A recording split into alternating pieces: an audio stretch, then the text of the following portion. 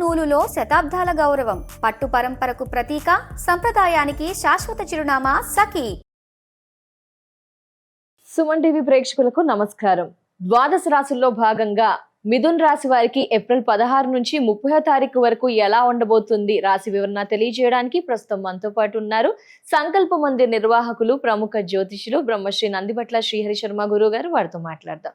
గురుగారు నమస్కారం. గురుగారు, వాగర్థ వివసంపృక్తౌ వాగర్థ ప్రతిపత్తయే జగతః పితరౌ వందే పార్వతీ పరమేశ్వరౌ. ఆదిత్యాయ చ సోమాయ మంగళాయ బుధాయ చ గురుశుక్ర శనిభ్యశ్చ రాహవే కేతవే నమః. శృంగేరి జగద్గురు పీఠాధిపతులకి, కంచిపీఠాధిపతులకి నమస్కారములు తెలియజేసుకుంటూ కార్యక్రమాన్ని ప్రారంభిద్దాం. గురుగారు, మరి మిథున్ రాశి వారికి ఎలా ఉండబోతుంది ఏప్రిల్ 16 నుంచి 30 వరకు? ఈ మిథున రాశిలో మృగశిర 3, 4 పాదాల్లో జన్మించినటువంటి వాళ్ళు, ఆరుద్ర నక్షత్రం 1, 2, 3, 4 పాదాలు, పునర్వసు నక్షత్రం 1, 2, 3 పాదాలలో జన్మించినటువంటి వాళ్ళు ఈ మిథున రాశికి సంబంధించిన వ్యక్తులు అవుతారు. రాశిలోనే గురు సంచారము, సింహరాశిలో కేతువు, కుంభరాశిలో రాహువు, అలాగే మీనరాశిలో కుజ, బుధ, శని గ్రహ సంచారము, మేషరాశిలో రవి సంచారము, మరియు 19వ తారీఖు వరకు శుక్రుడు మేషరాశిలో, 20వ తారీఖు నుంచి వృషభ రాశిలో సంచారం చేస్తుంటాడు.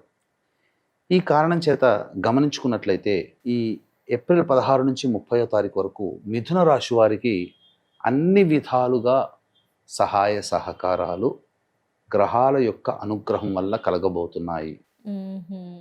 అయితే ఇక్కడ గమనించుకున్నట్లయితే ప్రధానంగా రాశిలోని గురు సంచారం యోగాన్ని, అదృష్టాన్ని అందించే గ్రహము జన్మరాశిలో సంచారం చేస్తున్నాడు.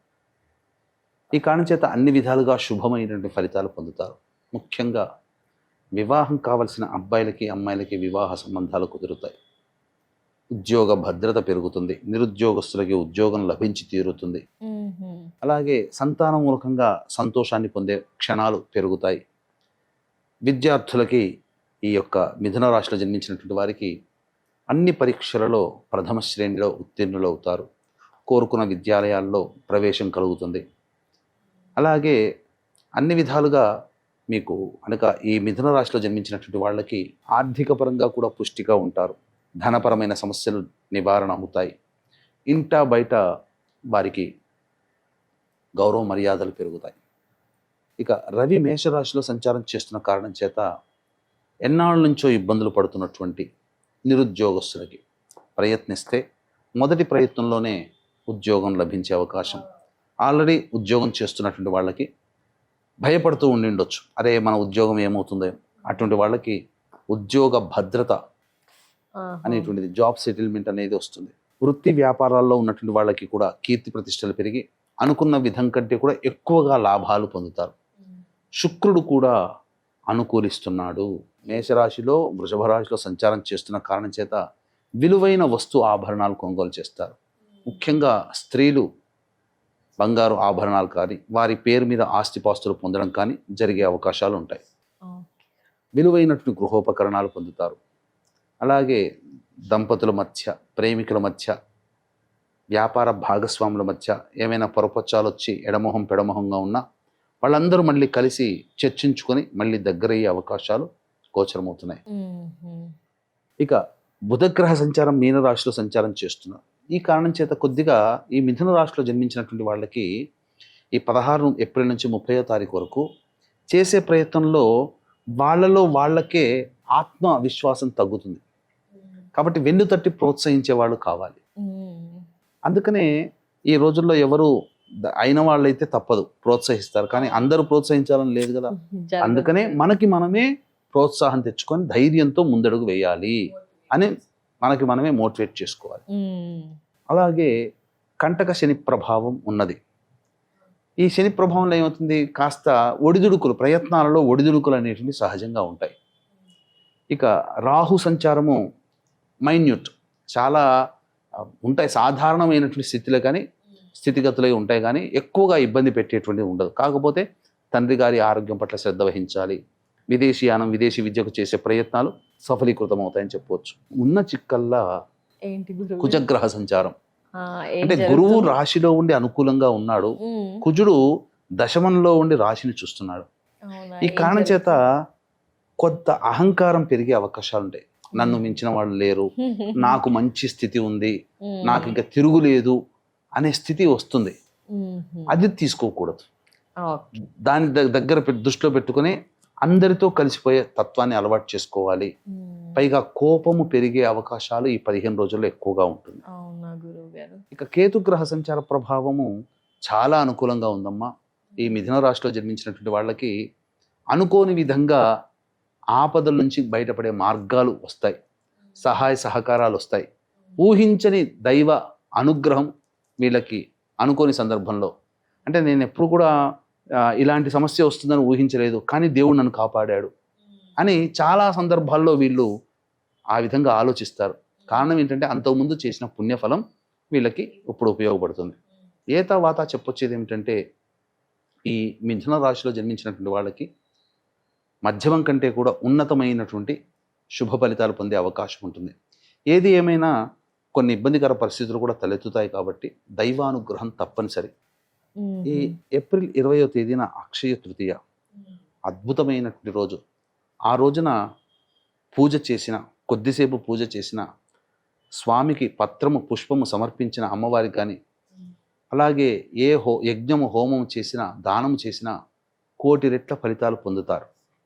కాబట్టి దీన్ని దృష్టిలో పెట్టుకునే నవగ్రహాల యొక్క అనుగ్రహం మనకు కలిగింది అని అంటే అన్ని విధాలుగా సంతోషంగా ఉంటాం. కాబట్టి ఇట్టి నవగ్రహాల యొక్క అనుగ్రహం అందరికీ అందించాలనే సదుద్దేశంతో ఏప్రిల్ 20వ తారీఖు రోజున సాయంకాలం 6 గంటలకి సర్వదోష నివారణ పూజల హోమాలలో భాగంగా మన పీఠం ఆధ్వర్యంలో నవగ్రహ పాశుపత హోమం, మృత్యుంజయ హోమం, రుద్ర హోమం, సుదర్శన హోమం, లక్ష్మీ మూలమంత్ర సంపుటిత లక్ష్మీ సూక్త హోమాలు జరిపించి శక్తిపాతము చేసినటువంటి కరుంగలిమాల ఉచితంగా అందించడం జరుగుతుంది. ఇక దీన్ని బట్టి చూసుకున్నట్లయితే ఈ యొక్క కార్యక్రమంలో ఏప్రిల్ 20వ తారీఖు మధ్యాహ్నం 3 గంటల లోపల గోత్రనామాలు నమోదు చేసుకోవచ్చు. అలాగే ఏప్రిల్ అయిన తర్వాత మే 1 వైశాఖ పౌర్ణమి, స్వాతి నక్షత్రం ఉంది. ఈ రోజున కూడా ఇదే విధంగా అక్షయ తృతీయ లాగానే సర్వదోష నివారణ పూజల హోమాలు జరిపించడం జరుగుతుందని చెప్పవచ్చు. గురువు గారు, మరి ఆదాయ వ్యయ మానసిక స్థితులు ఎలా ఉండబోతే దానికోసం ఏమైనా పరిహారాలు పాటించాలా? ఏ విధంగా అంటారు? తప్పకుండానమ్మా. 16 నుంచి 30 వరకు ఎలా ఉండబోతుందో క్లుప్తంగా ఈ మిథున రాశి వారికి తెలియజేసుకుందాం.